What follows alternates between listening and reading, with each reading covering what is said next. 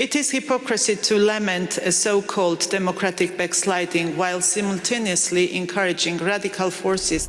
მაკა ბოჭორიშვილი კიშინიოში პრეტენზიებით ჩავიდა. ოცნების საგარეო საქმეთა მინისტრმა უმაღლესი ტრიბუნა პარტნიორებზე თავდასასხმელად გამოიყენა და ორმაგ სტანდარტში დაადანაშაულა. ოცნება ერთი მხრივ პარტნიორებთან დიალოგს ითხოვს, მეორე მხრივ კონფრონტაციის გზას ირჩევს. It is hypocrisy to lament. თვალთმაქცობაა დემოკრატიის უკუსვლაზე წუხილი და იმავდროულად იმ რადიკალური ძალების წახალისება, რომლებიც არჩევნებზე უარს ამბობენ. ქართველი ხალხის მხარდაჭერის მტკიცება და იმავდროულად ქართველი ხალხის მიერ არჩეულ ხელისუფლებასთან დემონსტრაციული გაუცხოება. კანონის უზენაესობაზე საუბარი და ამავე დროს სამართლისა და კანონის გვერდის ავლის გზების ძიება.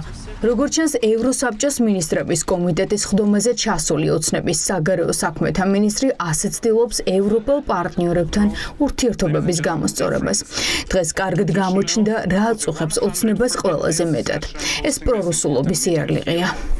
To criticize a country. რუსეთის მიერ ოკუპირებული ქვეყნის კრიტიკა რუსეთთან წინააღმდეგობის ხარისხის გამო და პრორუსული სიარლიყის მარტივად მიწებება. ეს უკვე არა პოლიტიკური შეფასება, არამედ რეალობის გამარტივება და საკუთარი პასუხისმგებლობისგან გაქცევაა. პრინციპების დაცვას და პატივისცემას განსაკუთრებული მნიშვნელობა აქვს ჩვენთვის, ქვეყნისთვის, რომლის ტერიტორიების 20% კვლავ რუსეთის მიერ არის ოკუპირებული და რომლის 100,000-ობით მოქალაქეს საკუთარ სახლში დაბრუნების უფლება დღემდე წართმეული აქვს. არა და მოლდოვაში ვიზიტით ივანიშვილის გუნდს უნდა დაემტკიცებინა, რომ პრორუსები არ არიან, რომ მათი მიზანი ევროინტეგრაცია, მაგრამ ევროკავშირში გაწევრიანებაზე, რეფორმებზე და დიალოგზე მაკა ბოჭორიშვილმა არაფერი თქვა. დაგმო რუსული აგრესია და ღიად კრემლის ანექსიის მიზანი. ოკუპაცია, ეფექტიანი კონტროლი და რუსეთის პასუხისმგებლობა ადამიანის უფლებების მძიმე დარღვევებზე დადასტურებულია საერთაშორისო სასამართლოების მიერ, მათ შორის ადამიანის უფლებათა ევროპული სასამართლოს გადაწყვეტილებით. მიუხედავად ამისა, რუსეთი კვლავ აგრძელებს საერთაშორისო ვალდებულებების უგულებელყოფას და დგამს ნაბიჯებს საქართველოს რეგიონების ანექსიისკენ. ამის დასტურია 2026 წლის 9 მაისს მოსკოვსა და ცხინვალში რუსეთის საოკუპაციო რეჟიმს შორის ხელმოწერილი ეგრეთ წოდებული მოკავშირეობისა და ურთიერთქმედების გაღრმავების შესახებ ხელშეკრულება. მაკა ბოჭორიშვილი მინისტერიალის ფარგლებში შეხვდა ანდრე სიბიჰას. რამდენიმე კვირის განმავლობაში გამართული მეორე შეხვედრის შემდეგ ბოჭორიშვილმა შეხვედრის დეტალებზე არ ისაუბრა. ზელენსკის საგარეო საქმეთა მინისტრმა კი თქვა, რომ საუბარი თანამშრომლობის გაღრმავებას შეეხებოდა. დღეს ირაკლი კობახიძეს ვკითხეთ, არსებობს თუ არა უკრაინასა და საქართველოს შორის წინაპირობები. ჩვენ რა თქმა უნდა ვერათვარ წინაპირობებს ვერ დავაყენებ. ჩვენ უფრო მეტის, როდესაც უკიდურესად არამეგობრული ნაბიჯები გადაიდგა უკრაინის ხელისუფლების მხრიდან, ჩვენ დარჩით სამხრივი მეგობრობის რეჟიმში. და ნებისმიერ შემთხვევაში, რაც არ უნდა მოხდეს, ჩვენ ვაპირებთ დარჩეთ სწორედ ამ რეჟიმში, სამხრივი მეგობრობის რეჟიმში. შესაბამისად, არ ვაპირებთ არავითარი წინაპირობების გამოყენებას უკრაინის ხელისუფლების მიმართ და იმედი გვაქვს, რომ უკრაინის ხელისუფლება შეცვლის დამოკიდებულებას ქართული ხალხის მიმართ. ჩვენ არ შეიძლება ვესაუბროთ ერთმანეთს წინაპირობებით. ჩვენი პოზიცია ამასთან დაკავშირებით კიდევ ერთხელ განმარტე. უნდა შედგეს უბრალოდ ჯანსაღი დისკუსია ყველა საკითხთან დაკავშირებით. იმედი გვაქვს, რომ ასეთი იქნება უკრაინის ხელისუფლების დამოკიდებულება. მიხაილო პოდოლიაკის პირველებთან ინტერვიუს შემდეგ გაჩნდა კითხვა, არის თუ არა მოლაპარაკების საგანი მიხეილ სააკაშვილი და განიხილება თუ არა მისი ექსტრადირება.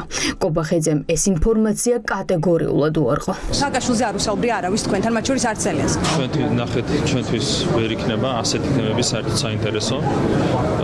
ჯერ საერთოდ აბსოლუტურად სასაცილოა სააკაშვილის ამ კონტექსტში განხილვა, რომელიც არის ეთნიკურად ქართველი და რომელმაც ჯერ უკრაინას დაუშავა ბევრი რამ და უფრო ადრე დაუშავა საქართველოს ბევრი რამ. ეთნიკურად ქართველი კრიმინალის განხილვა რაიმე სახის წინაპირობად არის სრულად გამორიცხული. ახლა მთავარი კითხვა, რა შედეგი დასრულდა ოცნებისთვის ვიზიტი მოლდოვაში. მაია სანდუს გამოსვლა იყო ნამდვილი დემონსტრაცია იმისა, როგორ უნდა ესაუბრებოდეს პარტნიორებს იმ ქვეყნის ლიდერი, ვისაც ევროინტეგრაცია უნდა. ევროკავშირის გაფართოება არის არა მხოლოდ პოლიტიკური გადაწყვეტილება, არამედ ეს არის ინვესტიცია მშვიდობასა და სტაბილურობაში მთელი კონტინენტისთვის. ჩვენი მიზანია, რომ მოლდოვა გახდეს ევროპული ოჯახის სრულფასოვანი წევრი, რადგან ეს არის ერთადერთი გზა ჩვენი დემოკრატიის დასაცავად. ჩვენ არ ვითხოვთ შემოკლებულ გზებს, ჩვენ გვესმის, რომ გაწევრიანება ეფუძნება დამსახურებას. ჩვენ მზად ვართ შევასრულოთ საშინაო დავალება, გავატაროთ რთული რეფორმები მართლმსაჯულების სისტემაში და ვებრძოლოთ კორუფციას, რადგან ეს რეფორმები პირველ რიგში ჩვენს მოქალაქეებს ჭირდებათ. ამავდროულად ევროკავშირის გაფართოება უნდა იყოს ორმხრივი პროცესი. ჩვენ გვჭირდება მკაფიო სიგნალები და მხარდაჭერა ჩვენი პარტნიორებისგან. მაკა ბოჭორიშვილს ევროინტეგრაციაზე და ურთიერთობების განახლებაზე საჯერო მიმართვაში არაფერი უთქვამს. საინტერესოა პირისპირ შეხვედრების დროს შეეცადა თუ არა ევროპელი მინისტრების გადარწმუნებას, რომ ქვეყანა ავტორიტარიზმის გზას არ ადგას.